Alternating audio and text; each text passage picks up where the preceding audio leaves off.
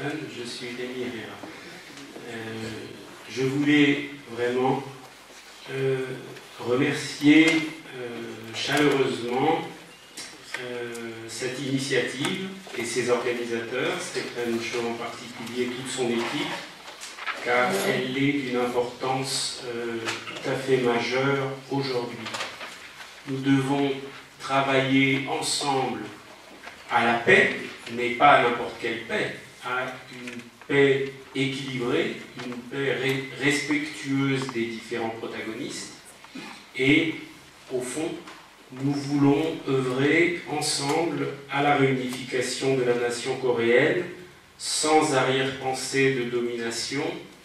ni risque de menace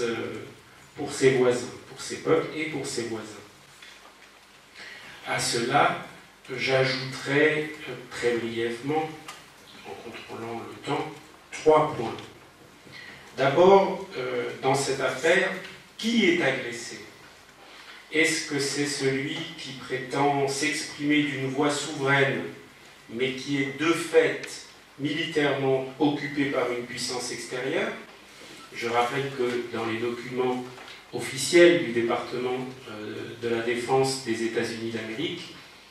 81 bases états-uniennes sont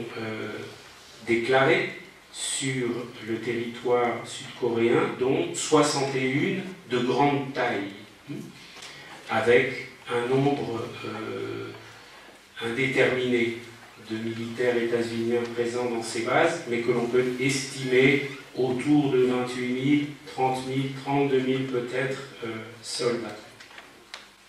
Est-ce que c'est ce pays ou est-ce que c'est celui dont le territoire national et les côtes sont directement menacés par l'hégémonie militaire mondiale qui manœuvre à quelques kilomètres de là? Je viens de terminer un rapport universitaire, qui est CNRS pour l'instant, qui estime à plus de 1150 le nombre de bases militaires des États-Unis dans le monde,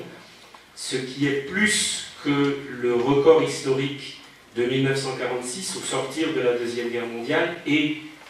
si l'on intègre dans les effectifs militaires des États-Unis d'Amérique également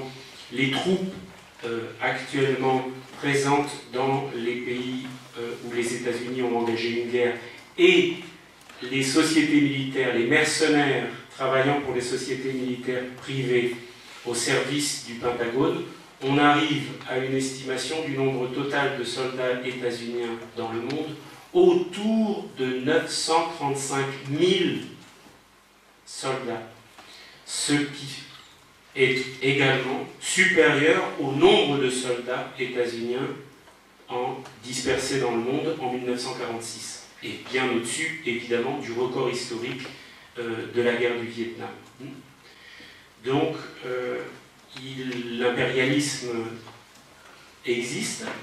continue d'exister, et peut-être même se durcit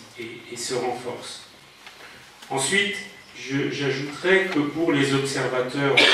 non coréens de cette crise, est-ce que nous allons accepter d'adhérer au projet impérialiste de nos classes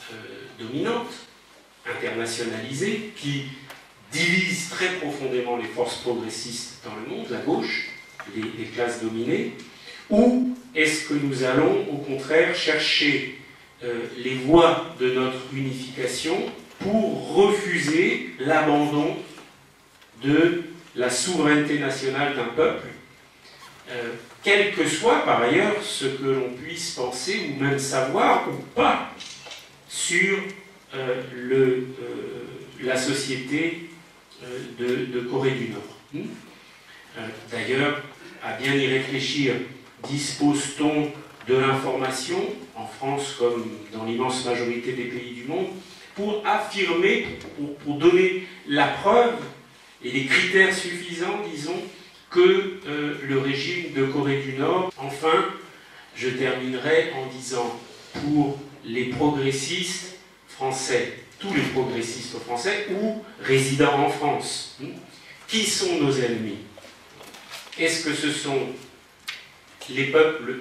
du Sud, qu'on appelait jadis les peuples du tiers-monde, en plaçant évidemment la Corée du Nord parmi eux, ou est-ce que ce ne sont pas plutôt les classes dominantes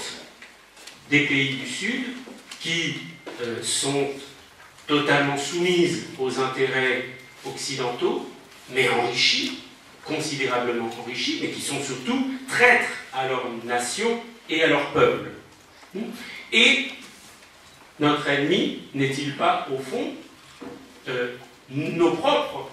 ce que vous me permettrez d'appeler, nos propres classes dominantes, ici, dans les pays du centre du système mondial capitaliste, classes dominantes qui sont guerrières à l'extérieur, qui continuent d'organiser le pillage généralisé des pays des périphéries, et qui, à l'intérieur, écrasent plus que jamais leur propre peuple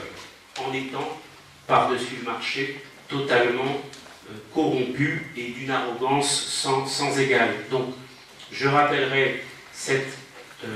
idée force, à ce qu'il me semble, que notre ennemi commun, c'est un ennemi de classe, c'est la finance. Et dire non à la guerre et oui à la paix, c'est aussi dire non à l'impérialisme, non au capitalisme qui nous divise et qui nous détruit. Merci.